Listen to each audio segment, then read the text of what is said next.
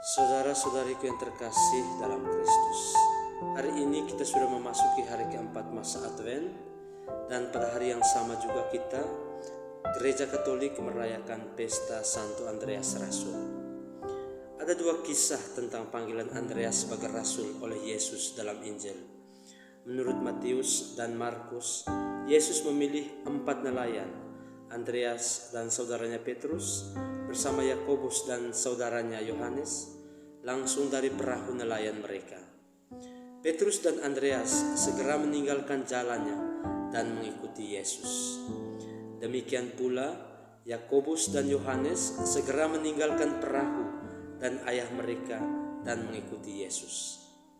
Menurut Injil Yohanes, Yohanes dan Andreas adalah murid Yohanes Pembaptis, dan mereka telah didorong untuk mengikuti Yesus oleh Yohanes Pembaptis yang menunjukkan Yesus sebagai anak domba Allah, menunjukkan bahwa Yesus adalah Mesias yang telah lama ditunggu-tunggu.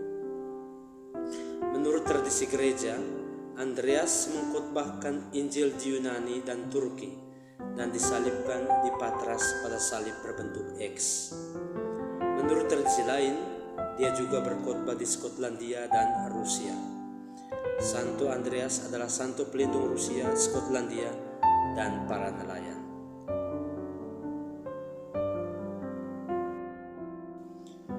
Bacaan hari ini berfokus pada Santo Andreas dan para rasul lainnya, dan peran mereka diutus dalam misi untuk mewartakan kabar baik. Saat Yesus melewati Laut Galilea, dia melihat 2 kelompok bersaudara yang sedang menebar jala ke dalam air untuk mengumpulkan ikan. Yesus yang selalu sadar akan sifat simbolis dari iman, melihat bahwa para pelempar jala ini dapat berguna dalam menebarkan jala keselamatan dan menarik atau menangkap banyak orang.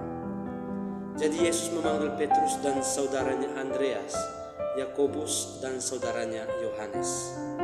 Ini adalah bagian dari 12 orang yang akan dipanggil untuk menjadi rasul yang diutus, atau mereka yang menjalankan misi atau misionaris.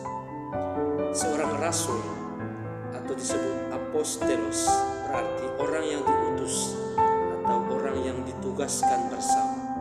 Rasul tidak hanya dikirim atau diutus, mereka diutus untuk tujuan tertentu, untuk sebuah misi. Para rasul Yesus diutus untuk mewartakan kabar baik. Alasannya sederhana. Yesus dalam tubuh duniawinya tidak melakukan perjalanan ke semua tempat sepanjang sejarah.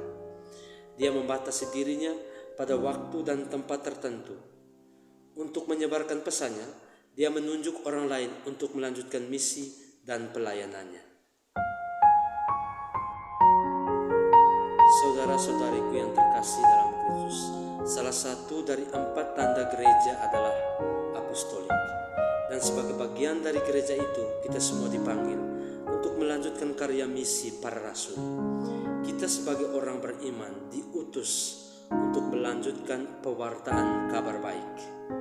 Ini tidak terbatas pada mereka yang secara kanonik disetujui sebagai penerus para rasul, uskup, maupun mereka yang telah ditabiskan untuk berkorban, maupun mereka yang telah ditabiskan untuk berkhotbah seperti imam atau diakon.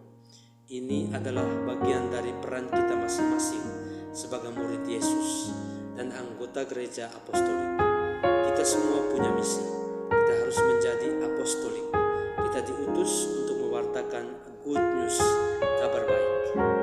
Maka, untuk menjadi instrumen yang efektif di tangan Tuhan dan untuk melanjutkan pewartaan, penyembuhan, dan pelayanan keselamatan Yesus, kita juga perlu bertobat dari dosa-dosa kita setiap hari dan memperbaharui hidup kita dengan mengandalkan kuasa Tuhan. Karena 4 rasul pertama, termasuk Andreas, mengutamakan Kristus dan meninggalkan segalanya, kita juga harus mengutamakan Yesus dan cita-cita Yesus dalam panggilan hidup kita.